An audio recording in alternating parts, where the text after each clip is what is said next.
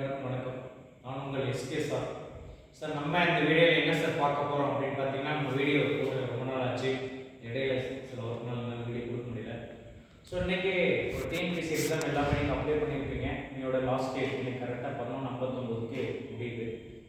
So இதெல்லாம் நம்ம chemistry சப்ஜெக்ட்டுக்கு என்ன சிலபஸ்ஸு, என்ன போஸ்டிங், அதை பற்றிலாம் நான் சொல்ல போகிறேன். ஸோ கெமிஸ்ட்ரி சப்ஜெக்ட் வந்து பார்த்தீங்கன்னா ரொம்ப ஈஸியான சிலபஸ் தான். உங்கள் 11வது 12வது இருக்கக்கூடிய அந்த புக்கை படித்தாவே எழுதிடலாம். டிகிரி ஸ்டாண்டர்ட் கொடுத்துருப்பான். ஸோ அதில் மேனேஜர் போஸ்ட் வந்து பிஜி போஸ்ட் கிராஜுவேஷன் லெவலுக்கு இருக்குது. ஸோ அதில் பார்த்தீங்கன்னா அதனுடைய எக்ஸாம் அடுத்த மாதம், அதாவது அக்டோபர் மாதம் 14ஆம் தேதி ஆரம்பித்து 23ஆம் தேதி வரை நடக்க போகுது. 200 கொஷின், 300 மார்க்கு. இதில் நீங்கள் வந்து பார்த்தீங்கன்னா 135 வாங்கினாவே உங்களுக்கு எலிஜிபிள். ஸோ கெமிஸ்ட்ரிக்கு என்னென்ன சிலபஸ் சார் அப்படின்னா, இதில் ஒரு 10 யூனிட் கொடுத்துருக்காங்க.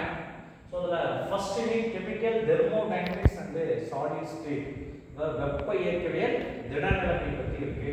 ஸோ ஆல்ரெடி இது வந்து பார்த்தீங்கன்னா இந்த 2 பாடமே வெப்ப இயக்கவியல் 11 வெப்ப இயக்கவியல் 7வது பாடத்துலையும், திடநிலைமை வந்து +2ல் 6வது பாடத்துலையும் இருக்குது. அந்த புத்தகத்தை படித்தாவே போதும். அதுல தான் கொஷின் கேட்குறாங்க. அடுத்தது கெமிக்கல் கைனடிக்ஸ், வேதி வினைவேகவியல்னு சொல்லுவாங்க. ஸோ இது 12வது 7வது பாடத்தில் இருக்குது. அந்த புக்கை படித்தாவே போதும். அனாலிட்டிக்கல் கெமிஸ்ட்ரி, பகுப்பாய்வு வேதியியல். ஸோ இது காலேஜ் லெவல் டிகிரி ஸ்டாண்டர்ட். இது தனியாக புக்கை ரெஃபர் பண்ணணும். உங்களுடைய காலேஜ் ப்ராக்டிக்கல் கெமிஸ்ட்ரி படித்தாவே போதும். லாமினைட் அண்ட் ஆக்டினைட் 12வதுல டி மற்றும் எஃப் தொகுதி தனிமங்கள் இருக்கும். அந்த பாடத்தை படித்தாவே ஃபுல்லாக எழுதிடலாம். Inorganic chemistry. சார் இந்த இன்ஆர்கானிக் கெமிஸ்ட்ரியில் பார்த்தீங்கன்னா உங்களுக்கு தெரியும், போரான் ஃபேமிலி, பி தொகுதி தனிமங்கள் இதெல்லாம் இருக்கும். ஸோ அதை பற்றி ஃபுல்லாக தெளிவாக படித்தாவே இந்த கனிம வேதியியல் என்ன பண்ணிடலாம்னா எழுதிடலாம். ஸோ அதுக்கடுத்து யூனிட் 6 வால்டனிக் கெமிஸ்ட்ரி, அனைத்து சேர்ம வேதியியல்னு சொல்லுவாங்க. இந்த 12th 5வது பாடத்தில் இருக்குது. அந்த புக்கு படித்தாவே ஃபுல்லாக எழுதிடலாம். அடுத்து ஆர்கானிக் கெமிஸ்ட்ரி, கரிம வேதியியல்னு சொல்லுவாங்க. ஸோ நேச்சர் ஆஃப் பாண்டிங், பிணைப்புகள் தன்மை, டைப்ஸ் ஆஃப் ரியாக்ஷன், வேதி வினைகள். ஸோ 11வது புக்கில் 11வது பாடத்தில் கரிம வேதியியல் அடிப்படை கருத்துக்கள் 12வது பாடம். அது ரெண்டையும் படித்தாலே தெளிவாக எழுதிடலாம். Electron displacement effect, stereo chemistry. So இது வந்து பார்த்தீங்கன்னா ஆக்சிஜனேட்டர் ஒடுக்க வினை, ரிடாக்ஸ் ஆக்ஷன் அப்படிங்கிற ஒரு பாடம் சிபிஎஸ்சி புக்கில் இருக்கும். ஸ்டீரியோ கெமிஸ்ட்ரி நம்ம பிஜிடிஆர்பி சிலபஸில் 2வது யூனிட்ல இருக்கும். அதை படித்தாவே போதுமானது. அடுத்தது 9வது யூனிட் கார்போஹைட்ரேட். ஸோ 12வதுல 14வது பாடம் உயிர் வேதி மூலக்கூறுகள். அதில் அமினோ அமிலம், விட்டமின், பெப்டைட் பிணைப்பு, glucose, fructose, maltose, lactose, galactose, இதை பற்றிலாம் நம்ம படிப்போம். அந்த புக்கை ரெஃபர் பண்ணாவே 12th புக்கு போதுமானது. கடைசி லெசன் 10th யூனிட் 12th வேதியியல், அன்றாட வாழ்வியல் வேதியியல், எவ்ரிடே கெமிஸ்ட்ரி.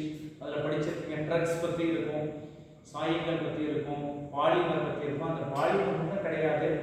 ஸோ அதில் மருந்துகள், மெடிசன், ஆஸ்பிரின்ஸ் இதெல்லாம் நிறைய இருக்கும். ஸோ இது பார்த்தீங்கன்னா அப்ஜெக்டிவ் டைப் ஓஎம்ஆர் தான். 4 ஆன்சரில் 1 கிளிக் பண்ணிங்கன்னா போதும். ஸோ இந்த +1 +2 புக்கை தரவாக படிச்சிங்கனாவே கொஷின் பேப்பர் ஈஸியாக தான் இருக்கும். அதில் ஜேஎஸ்ஓ, ஜூனியர் சயின்டிஃபிக் ஆஃபீஸர், அந்த லெவலுக்கு தான் இது. நல்ல ஸ்கேல். உங்களுக்கு 1 மாதம் டைம் இருக்குது. +1 +2 புக்கு தரவாக படித்தாவே எழுதிடலாம். அடுத்த மாதம் அக்டோபர் 14 தான் எக்ஸாம் நடக்குது. 3 மணி நேரம், 200 கொஷின். ஒரு கொஷினுக்கு 1.5 மார்க்கு, கிட்டத்தட்ட மேஜருக்கு 300. இதை முடிச்ச உடனே உங்களுக்கு ஒரு வார கேப் இருக்கு. 26ஆம் தேதி தான் தமிழ் தகுதி தேர்வு வைப்பாங்க. அந்த தமிழ் தகுதி தேர்வில் 10th புக்கு படித்தாவே 60 மார்க்கு, 100 கொஷின் 150. அதில் 60 வாங்கினா போதுமானது. 60 வாங்கினா 20 கொஷின் எழுதினாவே உங்களுக்கு போதும்.